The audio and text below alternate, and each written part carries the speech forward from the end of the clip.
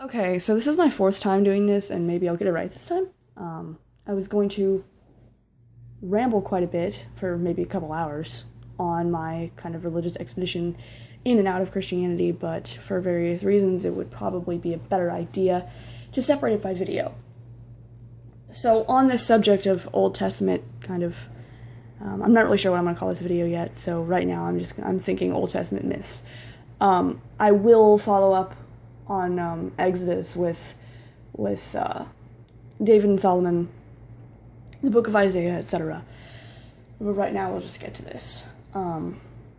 So Exodus, the story of many Jews toiling relentlessly under Egyptian rule.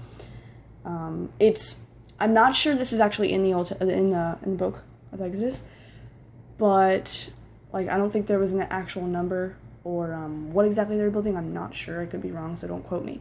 But it is supposed to be that many, like 100,000 Jews built the pyramids. Okay, and so that's apparently supposed to be what they were doing.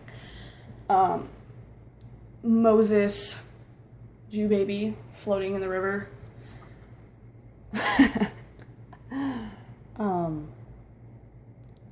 Ends up being, the brother of Pharaoh, Ramesses II, and he begs him to free the Jews, and Pharaoh says no. So many, many Egyptians die of diseases, etc., so that Moses can part the Red Sea and lead the Jews in an exodus from Egypt. Now, if you're looking for a really good reenactment of this, the Disney movie, The Prince of Egypt, displays this pretty well. The cruel, cold-hearted Egyptians forcing them to work more than they can, etc., etc. That's all, the whole, tone of Exodus is perfect in The Prince of Egypt, which was actually one of my favorite movies as a kid, and I still kind of enjoy watching it, even now that I'm, not totally Christian. But I'm not going to add any criticisms in this, so I'm just going to stick to the evidence that I've learned of. And I will link sources in the description, and I'm not really following a guideline, so forgive me if this is a little rambly. Okay, so first thing, we don't have any evidence of Jews having built the pyramids, which this was a Herodotus, the father of history or the father of lies. That's one of his nicknames. Okay, so, but he wrote the histories, claiming that this is tied to Exodus. Okay, so this is why a lot of people think that 100,000 Jews built the pyramids. Jews were slaves in Egypt in the book of Exodus, right? That's what's supposed to have happened. And Herodotus says 100,000 workers built the pyramids. So, and plus, around 450 BC, or BCE, the histories was written and the book of Exodus was finalized. So it's easy for, that to have been correlated, or to have become correlated. What we have is evidence that the pyramids were built by Egyptian workers who were paid a lot, okay, with really good health benefits and welfare and good living. They were stolen from poorer parts of Egypt. I believe, I read that they were people who, farmers, who would work building the pyramids while during the months the Nile would kind of flood their farms. So it was pretty, it seems pretty fair to me what the Egyptians were doing here. So that was to have happened, and the pyramids were supposed to have been finished 1750 BCE. Now before this, or during this time period that the pyramids were supposed to be being built, there's no record of Jews that we know of being there during that period of time.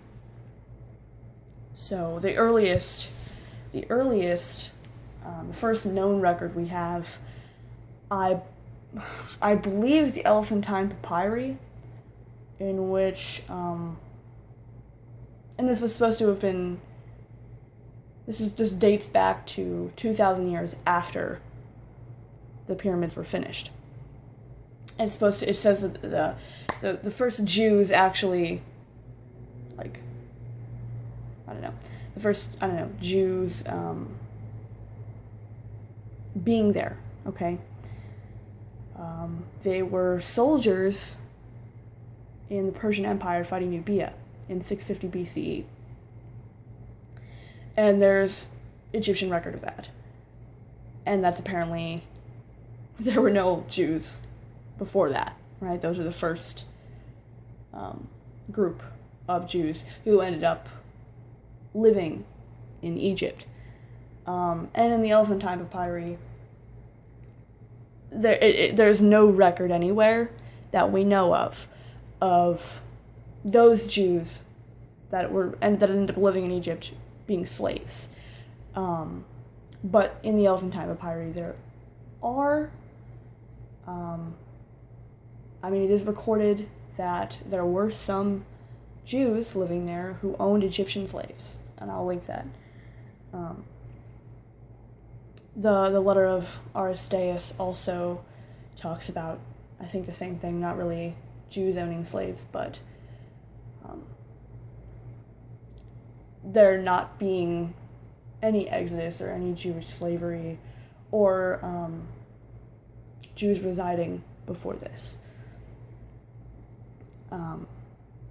The exodus didn't happen, okay, and whether or not, like, there are Christians who will say, like, it doesn't really matter if it happened or not, right? This is a metaphor, a story of freedom. But, I don't know, a lot of things in the Old Testament are very, very specific, as if they're supposed to be taken literally. And so, I'm not going to say, like, I don't know, I'm just proving that it's, whether or not it's a metaphor, whether or not it matters, it isn't actually accurate. So if that's the question that you're, like, wanting to be answered, that's the answer. It didn't actually happen. So these Jews, apparently, it's supposed to be within 30 years, built the pyramids. And I believe, like, don't quote me, but I believe it's not until 900 years after the pyramids are finished that Ramesses second. No, wait, hold on. I'm mixing up facts here. I think it was 900 years after they were finished that Jews ended up living. There were enough Jews in Egypt to constitute an exodus. And then long after, I think it was over 1,000 years after the pyramids were completed. Okay. And so this would be around the time that there are Jews in Egypt, or after. And these are not Jews. These specific Jews are not Jewish slaves. These Jews are just living there, right? So around the time that they're living there, not even enough to have been 100,000 workers building the pyramids, right?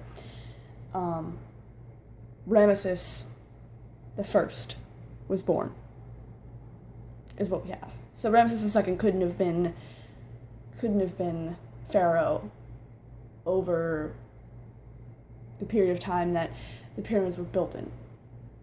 And so there's no evidence of Egyptian, genocide, okay? There was no, like, crazy, mass death by disease here.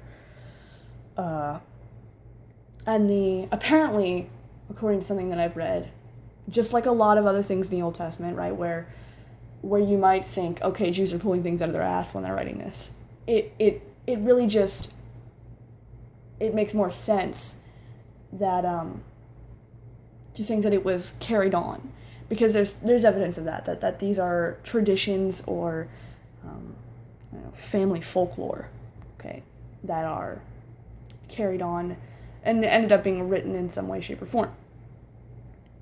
For example, the Bible. And so the babies floating in the river is sort of a,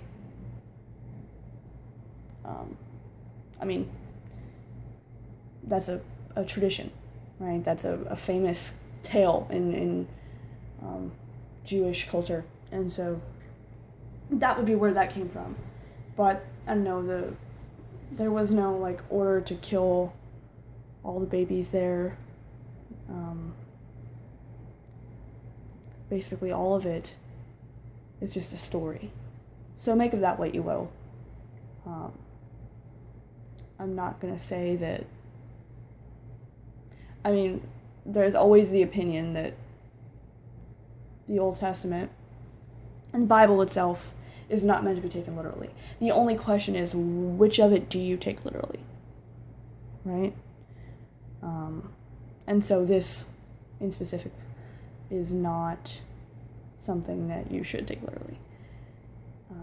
I will link my sources and good reading on this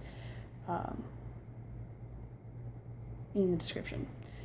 And thank you for listening to this kind of silly, I don't know, how long is this?